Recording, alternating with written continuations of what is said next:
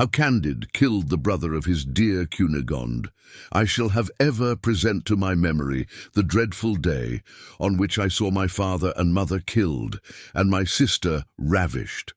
When the Bulgarians retired, my dear sister could not be found, but my mother, my father, and myself, with 2 maidservants and 3 little boys, all of whom had been slain, were put in a hearse to be conveyed for interment to a chapel belonging to the Jesuits, within 2 leagues of our family seat. A Jesuit sprinkled us with some holy water. It was horribly salt. A few drops of it fell into my eyes. The father perceived that my eyelids stirred a little. He put his hand upon my heart and felt it beat. I received assistance, and at the end of 3 weeks I recovered. You know, my dear Candide, I was very pretty, but I grew much prettier, and the Reverend Father Didri, superior of that house, conceived the tenderest friendship for me. He gave me the habit of the order. Some years after I was sent to Rome, the Father General needed new levies of young German Jesuits. The sovereigns of Paraguay admit as few Spanish Jesuits as possible. They prefer those of other nations as being more subordinate to their commands. I was judged fit by the Reverend Father General to go and work in this vineyard. We set out, a Pole, a Tyrolese, and myself. Upon my arrival, I was honored with a subdeaconship and a lieutenancy. I am today colonel and priest. We shall give a warm reception to the King of Spain's troops. I will answer for it that they shall be excommunicated and well beaten. Providence sends you here to assist us. But is it indeed true that my dear sister Cunegond is in the neighborhood with the governor of Buenos Aires? Candide assured him on oath that nothing was more true, and their tears began afresh. The Baron could not refrain from embracing Candide. He called him his brother, his saviour. "Ah, perhaps," said he, "we shall together, my dear Candide, enter the town as conquerors and recover my sister Cunegond." "That is all I want," said Candide, "for I intended to marry her, and I still hope to do so." "You insolent," replied the Baron. "Would you have the impudence to marry my sister who has 72 quarterings? I find thou hast the most consummate effrontery to dare to mention so presumptuous a design." Candide, petrified at this speech, made answer, "Reverend Father, all the quarterings in the world signify nothing. I rescued your sister from the arms of a Jew and of an inquisitor. She has great obligations to me. She wishes to marry me. Master Pangloss always told me that all men are equal, and certainly I will marry her." "We shall see that, thou scoundrel," said the Jesuit Baron de Tonder-Tentronche, and that instant struck him across the face with the flat of his sword. Candide in an instant drew his rapier and plunged it up to the hilt in the Jesuit's belly, but in pulling it out reeking hot, he burst into tears. "Good God," said he, "I have killed my old master, my friend, my brother-in-law. I'm the best-natured creature in the world, and yet I have already killed 3 men, and of these 3, 2 were priests." Cacambo, who stood sentry by the door of the arbour, ran to him. "We have nothing more for it than to sell our lives as dearly as we can," said his master to him. "Without doubt someone will soon enter the arbour, and we must die sword in hand." Cacambo, who had been in a great many scrapes in his lifetime, did not lose his head. He took the Baron's Jesuit habit, put it on Candide, gave him the square cap, and made him mount on horseback. All this was done in the twinkling of an eye. "Let us gallop fast, master. Everybody will take you for a Jesuit, going to give directions to your men, and we shall have passed the frontiers before they will be able to overtake us." He flew as he spoke these words, crying out aloud in Spanish, make way for the Reverend Father Colonel." Adventures of the 2 travellers with 2 girls, 2 monkeys, and the savages called OREILLONS. Candide and his valet had got beyond the barrier before it was known in the camp that the German Jesuit was dead. The wary Cacambo had taken care to fill his wallet with bread, chocolate, bacon, fruit, and a few bottles of wine. With their Andalusian horses, they penetrated into an unknown country where they perceived no beaten track. At length, they came to a beautiful meadow intersected with purling rills. Here, our two adventurers fed their horses. Cacambo proposed to his master to take some food, and he set him an example. "How can you ask me to eat ham?" said Candide, "after killing the Baron's son and being doomed never more to see the beautiful Cunegonde? What will it avail me to spin out my wretched days and drag them far from her in remorse and despair? And what will the Journal of Trevoux say?" While he was thus lamenting his fate, he went on eating. The sun went down. The two wanderers heard some little cries which seemed to be uttered by women. They did not know whether they were cries of pain or joy, but they started up precipitately with that inquietude and alarm which every little thing inspires in an unknown country. The noise was made by two naked girls, who tripped along the mead, while two monkeys were pursuing them and biting their buttocks. Candide was moved with pity. He had learned to fire a gun in the Bulgarian service, and he was so clever at it that he could hit a filbert in a hedge without touching a leaf of the tree. He took up his double-barreled Spanish fusil, let it off, and killed the two monkeys. "God be praised, my dear Cacambo. I have rescued those two poor creatures from a most perilous situation. If I have committed a sin in killing an inquisitor and a Jesuit, I have made ample amends by saving the lives of these girls. Perhaps they are young ladies of family, and this adventure may procure us great advantages in this country." He was continuing, but stopped short when he saw the two girls tenderly embracing the monkeys, bathing their bodies in tears, and rending the air with the most dismal lamentations. "Little did I expect to see such good nature," said he at length to Cacambo, who made answer, "Master, you have done a fine thing now. You have slain the sweethearts of those two young ladies." "The sweethearts! Is it possible? You are jesting, Cacambo. I can never believe it." "Dear master," replied Cacambo, "you are surprised at everything. Why should you think it so strange that in some countries there are monkeys which insinuate themselves into the good graces of the ladies? They are a fourth part human, as I am a fourth part Spaniard." "Alas," replied Candide, "I remember to have heard Master Pangloss say that formerly such accidents used to happen, that these mixtures were productive of centaurs, fauns, and satyrs, and that many of the ancients had seen such monsters, but I looked upon the whole as fabulous." "You ought now to be convinced," said Cacambo, "that it is the truth. And you see what use is made of those creatures by persons that have not had a proper education. All I fear is that those ladies will play us some ugly trick." These sound reflections induced Candide to leave the meadow and to plunge into a wood. He supped there with Cacambo, and after cursing the Portuguese inquisitor, the governor of Buenos Aires, and the baron, they fell asleep on moss. On awaking, they felt that they could not move, for during the night the OREILLONS who inhabited that country, and to whom the ladies had denounced them, had bound them with cords made of the bark of trees.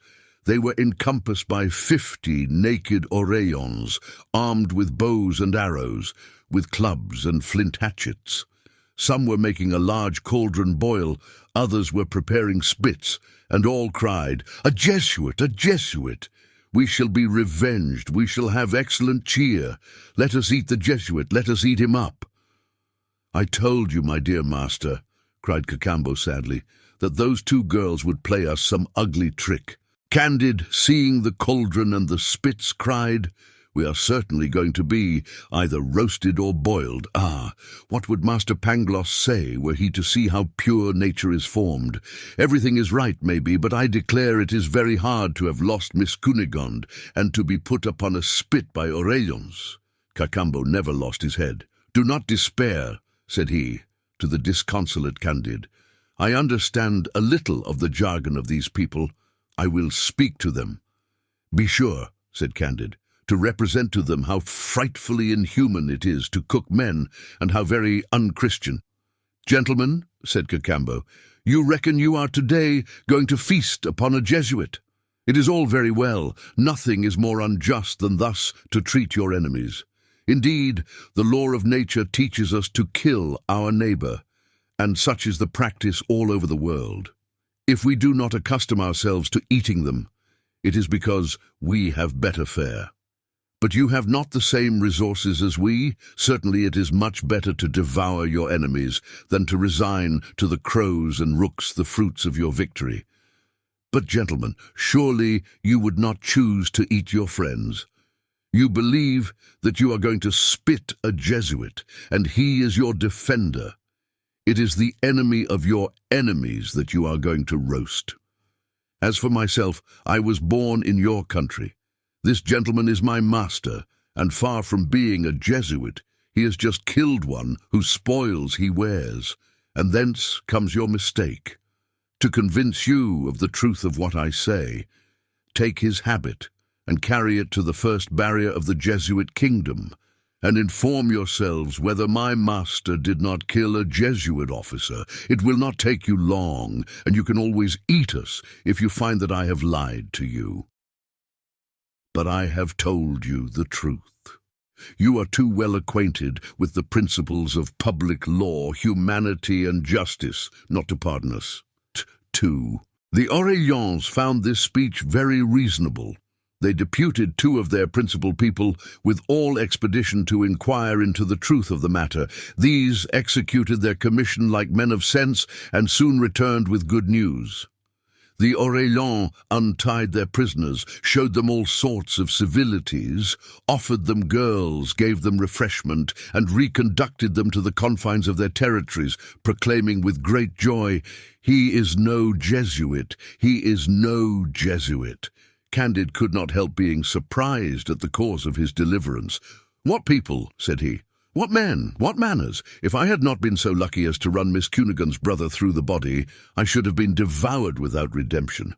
But after all, pure nature is good, since these people, instead of feasting upon my flesh, have shown me 1,000 civilities, when then I was not a Jesuit, a rival of Candide and his valet at El Dorado, and what they saw there."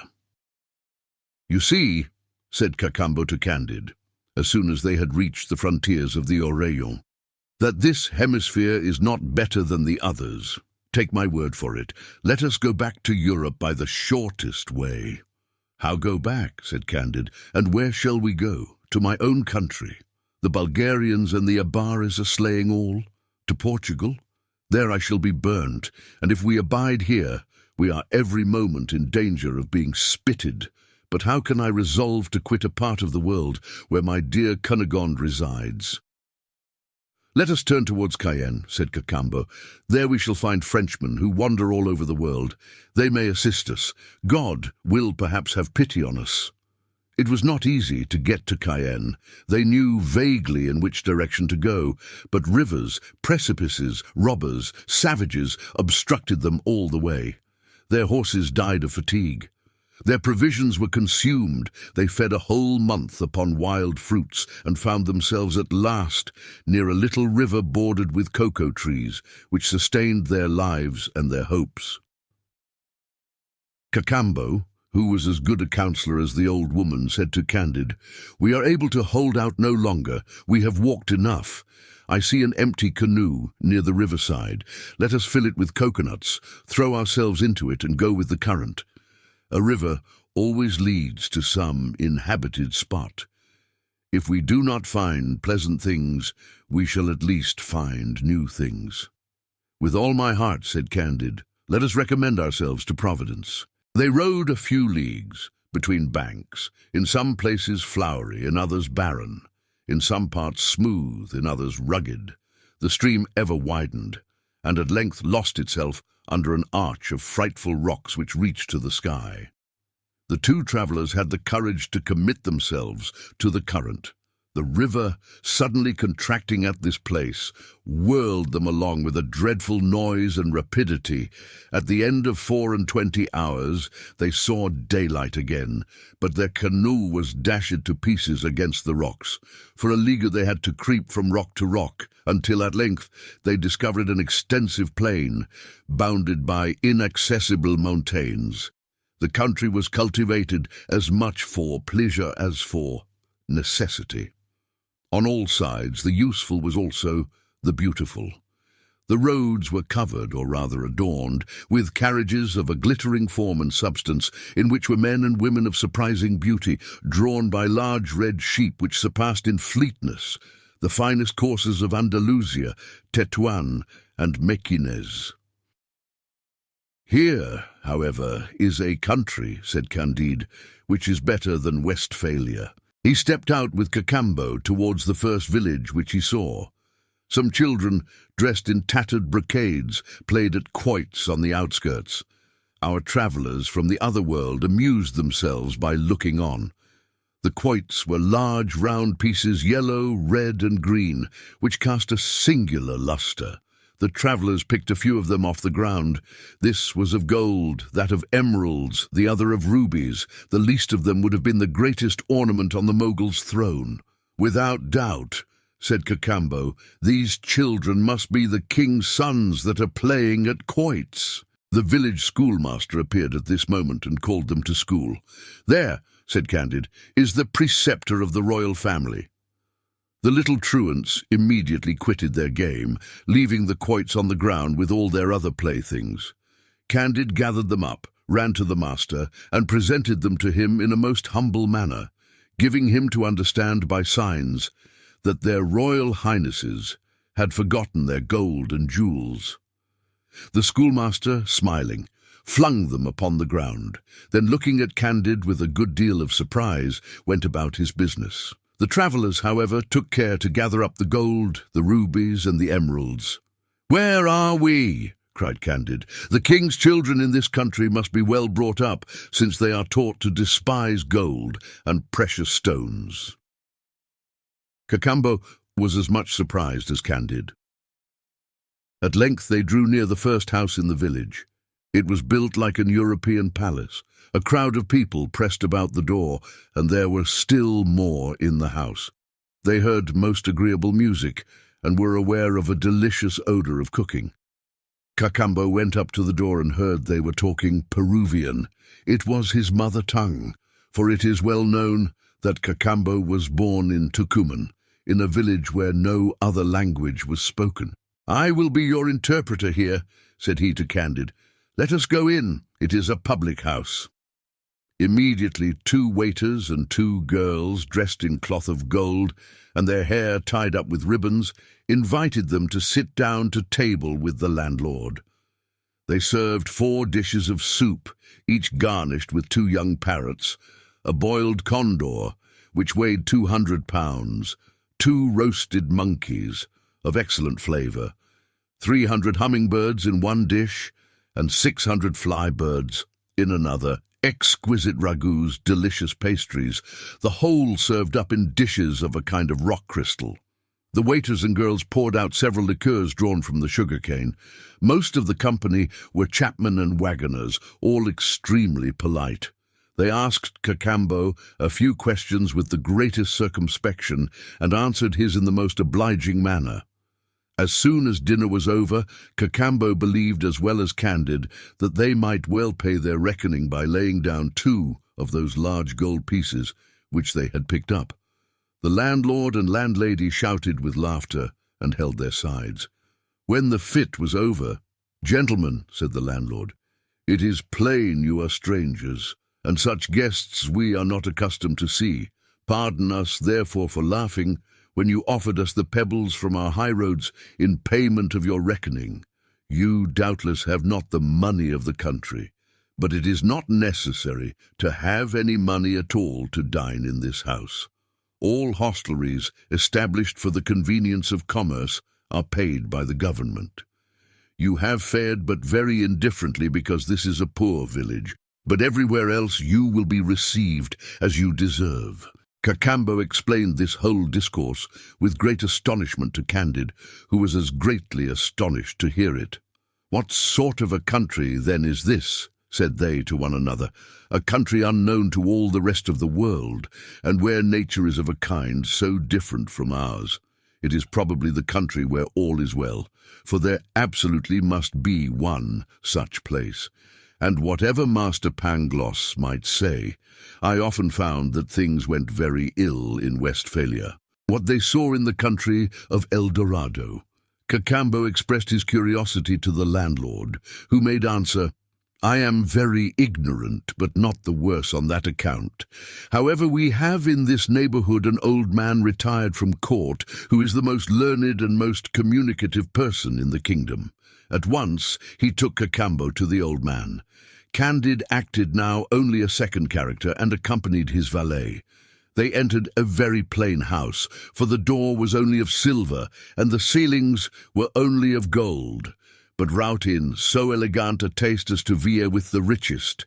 The antechamber, indeed, was only encrusted with rubies and emeralds, but the order in which everything was arranged made amends for this great simplicity. The old man received the strangers on his sofa, which was stuffed with hummingbirds' feathers, and ordered his servants to present them with liqueurs in diamond goblets, after which he satisfied their curiosity in the following terms: "I am now 172 years old, and I learnt of my late father, master of the horse to the king, the amazing revolutions of Peru, of which he had been an eyewitness. The kingdom we now inhabit is the ancient country of the Incas, who quitted it very imprudently to conquer another part of the world, and were at length destroyed by the Spaniards. More wise by far were the princes of their family, who remained in their native country, and they ordained, with the consent of the whole nation, that none of the inhabitants should ever be permitted to quit this little kingdom, and this has preserved our innocence and happiness. The Spaniards have had a confused notion of this country, and have called it El Dorado, and an Englishman, whose name was Sir Walter Raleigh, came very near it about 100 years ago, but being surrounded by inaccessible rocks and precipices, we have hitherto been sheltered from the rapaciousness of European nations, who have an inconceivable passion for the pebbles and dirt of our land, for the sake of which they would murder us to the last man."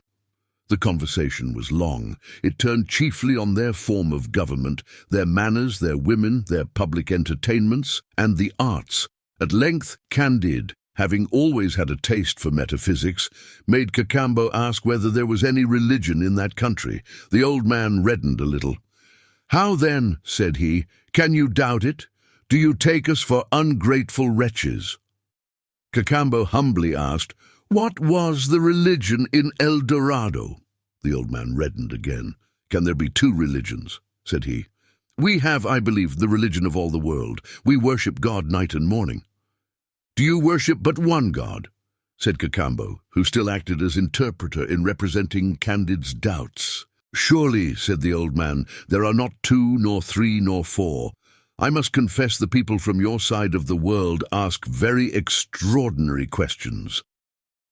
Candide was not yet tired of interrogating the good old man. He wanted to know in what manner they prayed to God in El Dorado.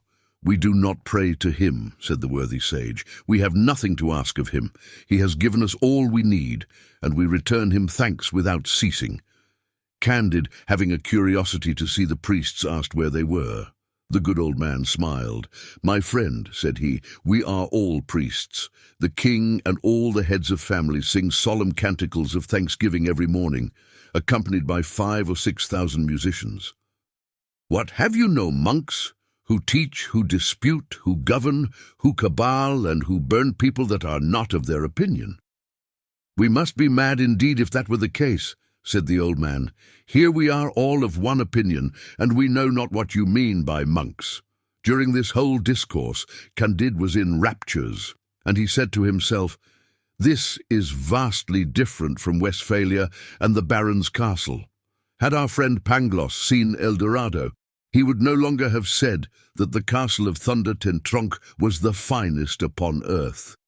It is evident that one must travel. After this long conversation, the old man ordered a coach and 6 sheep to be got ready, and 12 of his domestics to conduct the travellers to court. "Excuse me," said he, "if my age deprives me of the honour of accompanying you. The king will receive you in a manner that cannot displease you, and no doubt you will make an allowance for the customs of the country if some things should not be to your liking." Candide and Cacambo got into the coach, the 6 sheep flew, and in less than 4 hours they reached the king's palace situated at the extremity of the capital. The portal was 220 feet high and 100 wide, but words are wanting to express the materials of which it was built. It is plain such materials must have prodigious superiority over those pebbles and sand which we call gold and precious stones. 20 beautiful damsels of the king's guard received Candide and Cacambo as they alighted from the coach, conducted them to the bath, and dressed them in robes woven of the down of hummingbirds, after which the great crown officers of both sexes led them to the king's apartment between 2 files of musicians, 1,000 on each side. When they drew near to the audience chamber, Cacambo asked one of the great officers in what way he should pay his obeisance to his majesty, whether they should throw themselves upon their knees or on their stomachs, whether they should put their hands upon their heads or behind their backs, whether they should lick the dust off the floor. In a word, what was the ceremony? "The custom," said the great officer, "is to embrace the king and to kiss him on each cheek." Candide and Cacambo threw themselves round his majesty's neck. He received them with all the goodness imaginable and politely invited them to supper. While waiting, they were shown the city and saw the public edifices raised as high as the clouds, the marketplaces ornamented with 1,000 columns, the fountains of spring water, those of rose water, those of liqueurs drawn from sugar-cane, incessantly flowing into the great squares, which were paved with a kind of precious stone, which gave off a delicious fragrancy like that of cloves and cinnamon. Candide asked to see the court of justice, the parliament. They told him they had none, and that they were strangers to lawsuits. He asked if they had any prisons, and they answered no. But what surprised him most and gave him the greatest pleasure was the Palace of Sciences, where he saw a gallery 2,000 feet long and filled with instruments employed in mathematics and physics. After rambling about the city the whole afternoon and seeing but 1,000th part of it, they were reconducted to the royal palace, where Candide sat down to table with his majesty, his valet Cacambo, and several ladies. Never was there a better entertainment, and never was more wit shown at a table than that which fell from his majesty.